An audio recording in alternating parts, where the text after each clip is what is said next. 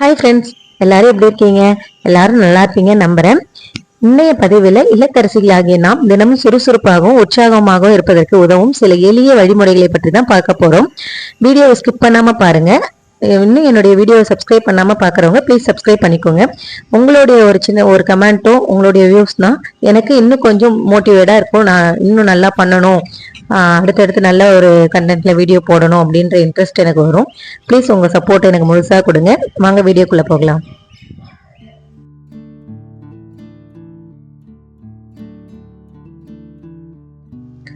Friends, வீட்டு வேலைகள் செய்வது மட்டுமல்லாம நம்ம உடல் மற்றும் மன ஆரோக்கியத்தையும் கவனித்துக் கொள்வது மிகவும் அவசியம். சில நேரங்களில் சோர்வு, ஆர்வமின்மை அல்லது எதையுமே செய்ய விருப்பமில்லாத நிலை ஏற்படலாம். ஆனால் சில சிறிய மாற்றங்கள் தான் பெரிய வித்தியாசத்தை நமக்குள்ள உருவாக்கும். உங்களுக்காக கொஞ்சம் நேரத்தை ஒதுக்குங்க. புத்தகம் படிங்க, கார்டன்ல இன்ட்ரெஸ்ட் இருந்ததுன்னா அந்த வேலையை பாருங்க. தோட்ட வேலை செய்யுது, தையல், ஓவியம், இந்த மாதிரி எதுல உங்களுக்கு இன்ட்ரெஸ்ட் இருக்கோ அதுல கொஞ்ச நேரம் நீங்க செலவிடுங்க. புதிய விஷயங்களையும் கத்துக்கோங்க. சமையல், உங்களுக்கு குக்கிங் ரொம்ப பிடிக்கும்னா அந்த சமையல்ல இன்னும் டிஃப்ரெண்டா புதுசா ஏதாவது தெரிஞ்சுக்கிறதுக்கு இருந்ததுன்னா நீங்க அதை பத்தின ஒரு வீடியோ, அதை பத்தின புத்தகம் இந்த மாதிரி பார்த்து படிக்கிறதுக்கு நீங்க கத்துக்கோங்க. கைவினை பொருட்கள் செய்யறது, இந்த மாதிரி உங்களுக்கு எதுல பிடிச்சிருக்கோ அதுல நீங்க கத்துக்கிட்டீங்கன்னா தன்னம்பிக்கை அதிகரிக்கும்.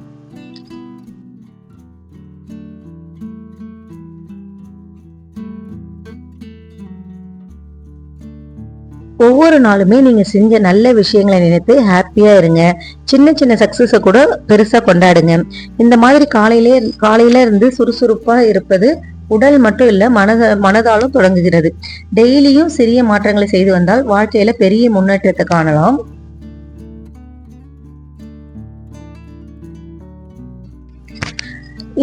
இது மிளகு செடி. நான் ஒரு குட்டி செடியா பண்ருட்டியிலேருந்து வாங்கி வச்சிருந்தேன்.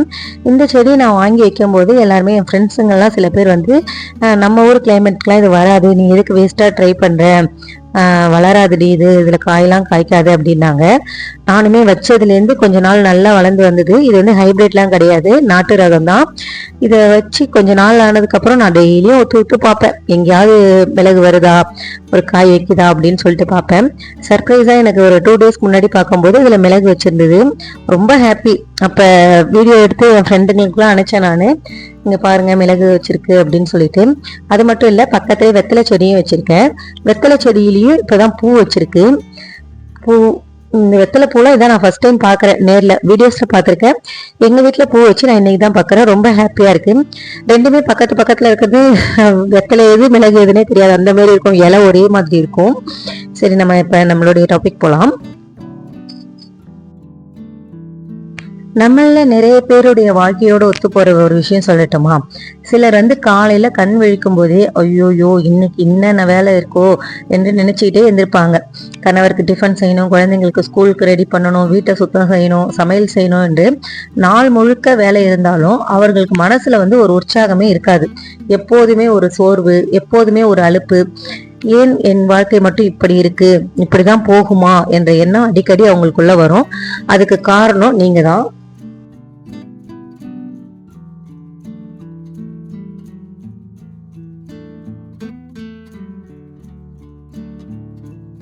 நம்ம வீட்டு வேலை செய்யறது சோர்வால அல்ல, பெரும்பாலும் மனசுல இருக்கிற அலுப்பாலதான். நீங்க இந்த மாதிரி நினைக்கிறவங்களா இருந்தா காலையில எழுந்ததும் போனை எடுக்காம வீட்டு வாசல்ல கொஞ்ச நேரம் நின்று காலை காற்றை சுவாசிங்க, நல்லா ரசிங்க. உங்களுக்கு பிடிச்ச பாட்டை கேட்டுக்கிட்டே நீங்க வீட்டு வேலைகளை செய்யுங்க. நான்லாம் டெய்லியும் அப்படிதான் செய்வேன். எனக்கு பிடிச்ச பாட்டை போட்டு விட்டுட்டு நான் மட்டும் என் வேலையை செய்வேன்.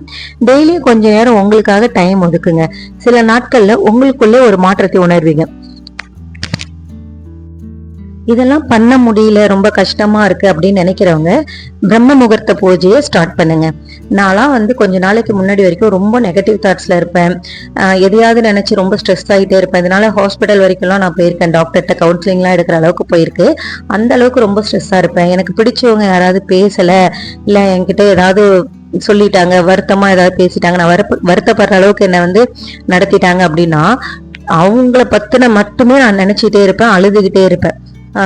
ரொம்ப ஸ்ட்ரெஸ் ஆவேன், சின்ன சின்ன விஷயத்துக்கெல்லாம் ரொம்ப எமோஷனல் ஆவேன், கோவப்படுவேன். ஆனா நான் பிரம்ம முகூர்த்த பூஜை பண்ணதுக்கு அப்புறம் என்கிட்ட இதெல்லாம் எதுவுமே கிடையாது.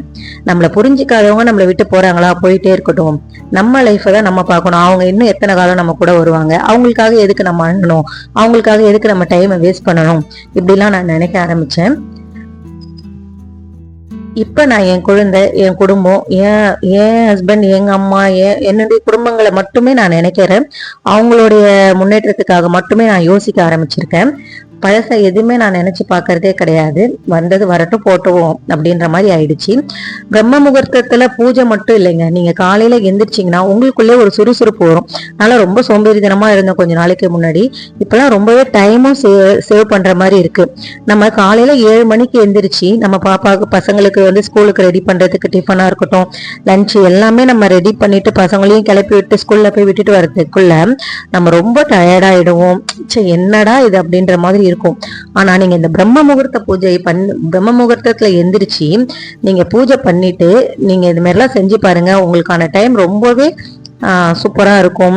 அது ஒரு மாதிரி ஃபீலிங்க, நல்லா இருக்கும். நான் அதை வந்து அனுபவிச்சிருக்கேன், நிறைய பேர் அனுபவிச்சதாகவும் சொல்லியிருக்காங்க. நீங்க நிறைய வீடியோஸ்லயும் பார்த்துருப்பீங்க. நம்ம ரொம்ப பாசிட்டிவா இருப்போம் அந்த டைம்ல. எதுவுமே வந்து நெகட்டிவா நம்மளுக்கு நினைக்கவே தோணாது. நீங்க ட்ரை பண்ணி பாருங்க. கண்டிப்பா பிரம்ம முகூர்த்தத்துல எந்திரிக்க ட்ரை பண்ணுங்க. நீங்க கண்டிப்பா உங்க லைஃப்ல நிறைய மாற்றங்களை நீங்க உணர்வீங்க. நான் 21 நாள் பூஜை பண்ணிட்டு வரேன். இன்னைக்கு 18வது நாள். நான் வேண்டது எனக்கு கிடைக்குதோ கிடைக்கலையோ அது எனக்கு தெரியாது. ஆனா வந்து நான் ஆசைப்பட்ட சின்ன சின்ன விஷயங்கள்லாம் எனக்கு நடந்திருக்கு. இந்த 21 நாள் 18 நாளுக்குள்ளே நடந்திருக்கு. சின்ன சின்ன விஷயங்களா இருந்தாலும் அது எனக்கு ரொம்ப பெரிய ஒரு சந்தோஷத்தை தான் கொடுக்குது. சின்ன வெற்றி தான் நாளைக்கு மிகப்பெரிய ஒரு இதா மாறும் நான் நம்புறேன். நீங்க இந்த மாதிரி தான் பண்ணி பார்த்துட்டு அதுக்கப்புறம் பாருங்க, கண்டிப்பா உங்களுக்குள்ள ஒரு சேஞ்சஸ் இருக்கும். அதே வேலையை தான் பண்ணுவீங்க, அதே வீட்டுல தான் இருப்பீங்க, அதே குடும்பம் தான். ஆனா உங்க மனநிலை மாறி இருக்கும். நம்ம எல்லாம் நிறைய பேர் நினைப்போம், எனக்கு உதவுறதுக்கு யாருமே இல்லையே, நான் எவ்வளவு வேலை செய்யறேன்னு யாருக்கும் தெரியலையே, நான் மட்டும் ஏன் இவ்வளவு கஷ்டப்படணும் அப்படின்னு நிறைய பேர் நினைப்பீங்க. ஃப்ரெண்ட்ஸ், ஒரு உண்மை சொல்லட்டுமா? இந்த வீட்டோடைய நம்மளுடைய ஒவ்வொரு வீட்டோடைய இதயம் யார் என்று கேட்டா ஒரு இல்லத்தரசி தான். அம்மா சோர்ந்து போனால் வீடு சோர்ந்து போகும், அம்மா சிரித்தால் வீடு சிரிக்கும், அம்மா உற்சாகமா இருந்தா வீட்லயும் ஒரு நல்ல ஆற்றல் உருவாகும். அதனால்தான் உங்களை நீங்க கவனிச்சுக்குங்கன்னு சொல்றேன். நீங்க சுறுசுறுப்பா இருப்பது சுயநலம் இல்ல, அது உங்க குடும்பத்திற்கே நீங்க கொடுக்கும் ஒரு மிகப்பெரிய பரிசு. ஒவ்வொரு நாளும் காலையில கண்ணாடியில எந்திரிச்ச உடனே உங்களை பார்த்து ஒரு விஷயம் மட்டும் சொல்லுங்க, நான் ஒரு சாதாரண இல்லத்தரசி இல்ல, இந்த குடும்பத்தையே தினமும் இயக்கும் சக்தினா அப்படின்னு சொல்லி பாருங்க. அந்த எண்ணமே உங்களுக்குள்ள ஒரு புதிய உற்சாகத்தை கொடுக்கும். ஃப்ரெண்ட்ஸ், உங்க வேலைக்கு சம்பளம் இல்லாமல் இருக்கலாம், விடுமுறை இல்லாமல் இருக்கலாம், ஆனா உங்க அன்பும் உழைப்பும் தான் ஒரு குடும்பத்தையே சந்தோஷமா வச்சிருக்குது. அதனால சோர்ந்து போகாதீங்க. உங்களை ஃபர்ஸ்ட் நீங்க மதியுங்க, உங்களை நேசிங்க, சுறுசுறுப்பாக வச்சுக்கோங்க. உங்க வாழ்க்கை கண்டிப்பா மாறும், உங்க குடும்பமும் மகிழ்ச்சியாக இருக்கும். எங்க வீட்டுல என்னுடைய அம்மா, என் கணவர்லாம் இப்ப நிறைய சொல்றாங்க, நீ உன்கிட்ட நிறைய சேஞ்சஸ் தெரியுது, இந்த கொஞ்ச நாள்ல நிறைய மாற்றம் இருக்கு, வீட்லயும் நல்ல மாற்றம் தெரியுது அப்படின்னு சொல்றாங்க. அது மட்டும் இல்லாத என் உடல் ரீதியா வெயிட் லாஸும் ஆயிருக்க, ரொம்ப நல்லா இருக்கு இதெல்லாம் பார்க்கும்போது அப்படின்னு சொல்றாங்க. அவங்க இதை சொல்லும் போது எனக்கு ரொம்பவே சந்தோஷமா இருக்கு. நம்ம ஏன் இதை வந்து தொடர்ந்து செய்யக்கூடாது அப்படின்ற எண்ணம் எனக்குள்ள உருவாகுது. கஷ்டமா ஃபர்ஸ்ட் கொஞ்ச நாள் கஷ்டமா இருக்கும் புதுசா ஆரம்பிக்கிறவங்க எல்லாருக்குமே. அந்த 3 மணிக்குன்னு எழுந்திருக்கு, நான் 3 மணி 3:30 மணிக்கு எழுந்திருப்பேன். உங்களால முடிஞ்சதுன்னா 3 மணிக்கு எழுந்திருங்க, முடியாதவங்க 4 மணிக்கு கூட எழுந்திரிங்க. 4 to 5:30 மணிக்குள்ள நீங்க விளக்கு ஏற்றி பூஜை பண்ணிக்குங்க. பூஜை பண்ணிட்டு கொஞ்ச நேரம் தியானம், யோகா அந்த மாதிரி ஏதாவது பண்ணுங்க, வாக்கிங் போங்க. இதெல்லாம் கண்டிப்பா நீங்க பண்ணி பாருங்க, ஒரு சேஞ்சஸ் தெரியும், கண்டிப்பா தெரியும். நான் சொன்னதுல உங்களுடைய வாழ்க்கை தெரிஞ்சிருந்தா கமெண்ட்ல நானும் ஒரு சக்தி வாய்ந்த இல்லத்தரசி என்று சொல்லுங்க.